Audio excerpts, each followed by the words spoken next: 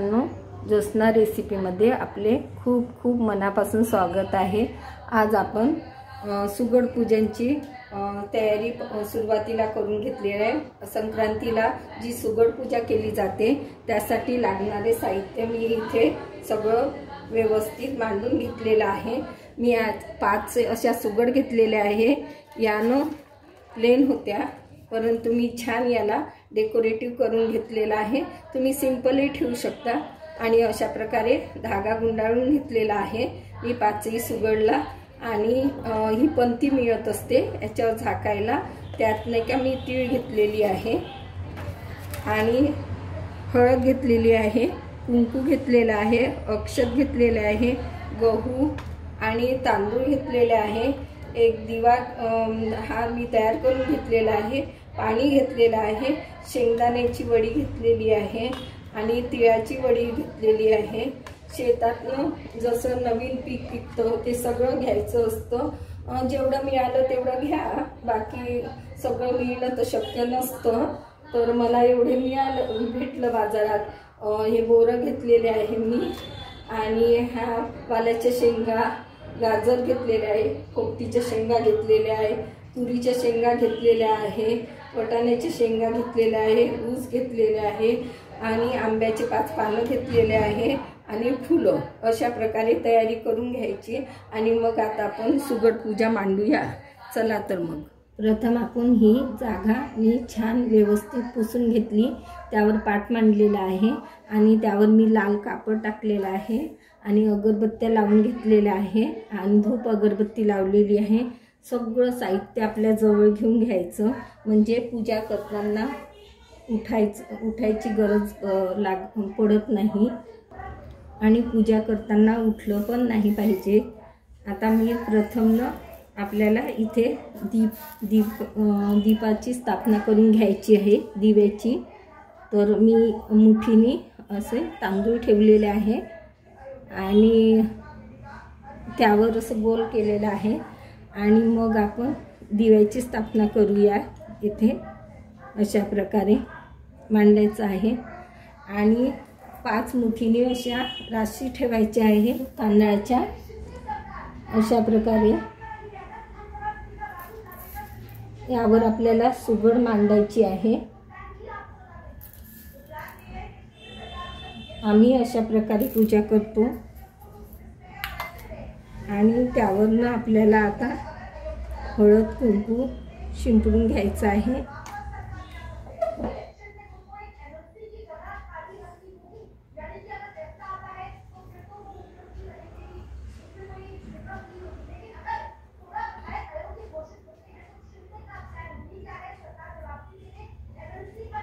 आणि त्यानंतर आपल्याला आता या सुगड या बघा अशा तयार केलेल्या आहे मी। या 2 हातांनी अशा मांडायच्या आहे व्यवस्थित।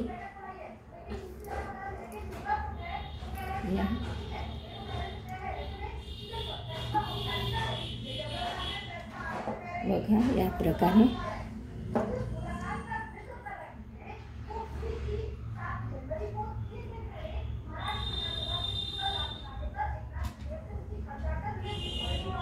अशा प्रकारे मांडून घ्यायच्या व्यवस्थित।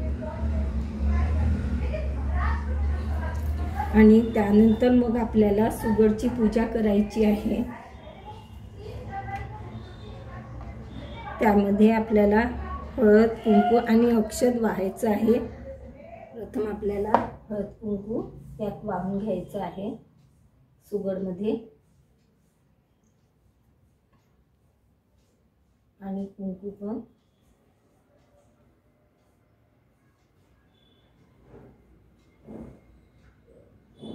आणि अक्षत पण वाहायचं आहे।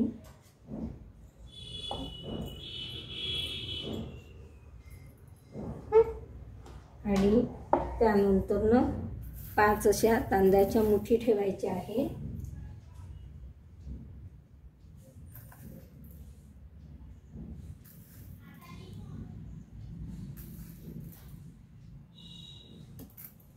मी इथे आंब्याची पानं घेतलेली आहे, तुम्ही ते विड्याची पानं पण घेऊ शकता।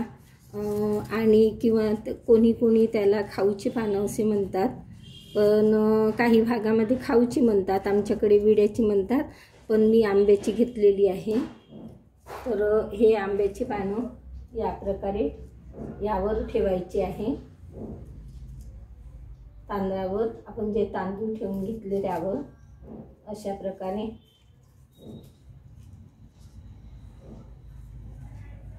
विड्याचीच पानं घेतात, परंतु मला ना विड्याची पानं भेटली नाही, त्यामुळे मी ना आंब्याची घेतलेली आहे. पण सारखंच महत्त्व आहे आंब्याच्या पानाला आणि विड्याच्या पानाला.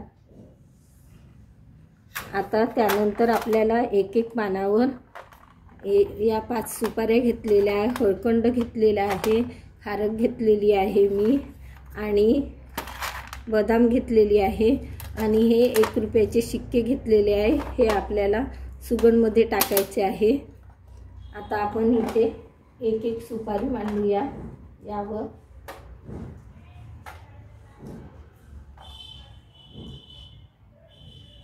प्रत्येक भागात वेगवेगळ्या प्रकारे पूजा केली जाते. आता हळकंड मांडत आहे मी एक एक, आणि एक एक खारक मांडायची आहे या प्रकारे.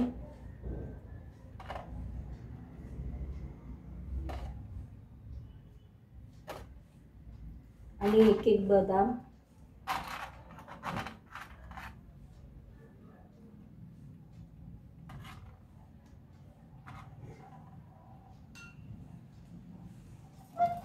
या प्रकारे मांडायचं आहे.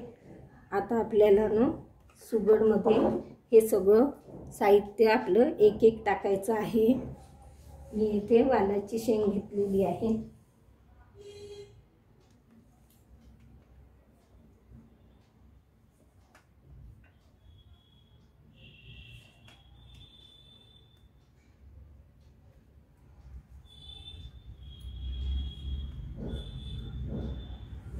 आणि हा 1-1 रुपयाचा सिक्का पण टाकायचा आहे अशा प्रकारे. आणि हे सगळं आपल्याला एक एक असं यामध्ये ठेवायचं आहे. शेतात जे नवीन पिकतं की नाही पीक, त्याचीच पूजा केली जाते. आता ह्या मी शेंगा सगळ्या वाहून घेते एक एक. याला पोपटीच्या शेंगा आहेत या वटाण्याच्या शेंगा.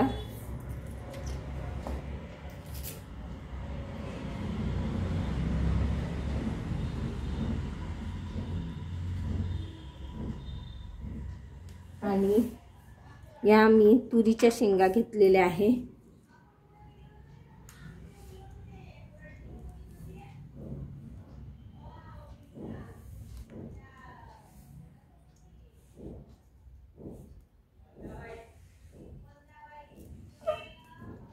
आणि ऊस ना हा चिरून घेत असते, परंतु मी आमच्याकडे ना असं सगळ्या ऊस शेतातून आणायचे आणि त्याची पूजा करायचे, म्हणून मी हा असा पूर्णच घेतलेला आहे.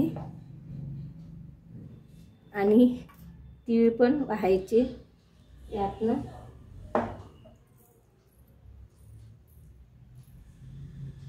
आणि हे नैवेद्याला ठेवायचं आहे. बोरं घेतलेले आहेत, हे बोरं मी वरती ठेवते.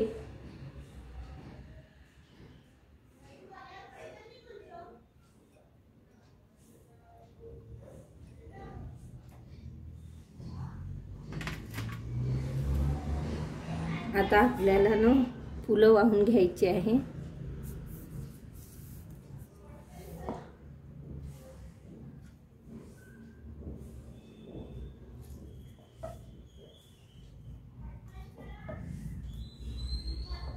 आणि आपल्याला हळद कुंकू या उसालाही लावायचं आहे, त्याची पण पूजा करायची आहे.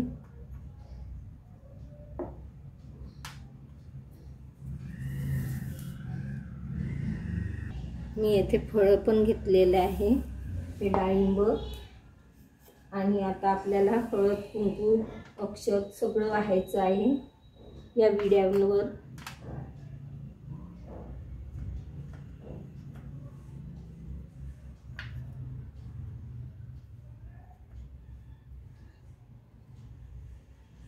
अशा प्रकारे पूजा केली जाते, त्याला खूप महत्त्व आहे बघा। आणि अक्षत पण वाहल्या जाते आणि त्यानंतर शेवटी मग सुगडमध्ये ना हे गहू टाकतात अशा प्रकारे आणि नैवेद्य लावतात।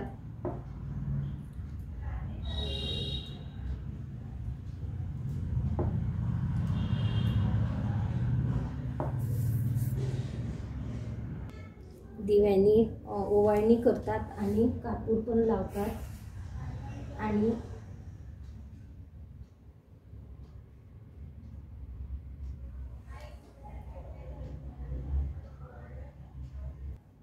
कापराने ओवाळणी करतात। अशा प्रकारे पूजा केली जाते आणि देवाजवळ प्रभूचरणी प्रार्थना करतात की वर्षभर माझ्या घरामध्ये सुख समृद्धी नांदू दे म्हणून। आणि मग शेवटी पदराने एक सुगड उचलतात आणि देवाजवळ ठेवावं लागते आणि एक आपल्याला तुळशीजवळ अशा प्रकारे पूजा करावं लागते। कशी वाटली तुम्हाला माझी साधी सोपी पूजा? पुन्हा भेटू नवीन व्हिडिओ सोबत। तोपर्यंत मस्त रहा, खुश रहा, आनंदी रहा आणि नवीन नवीन पदार्थ बनवून खात रहा। धन्यवाद।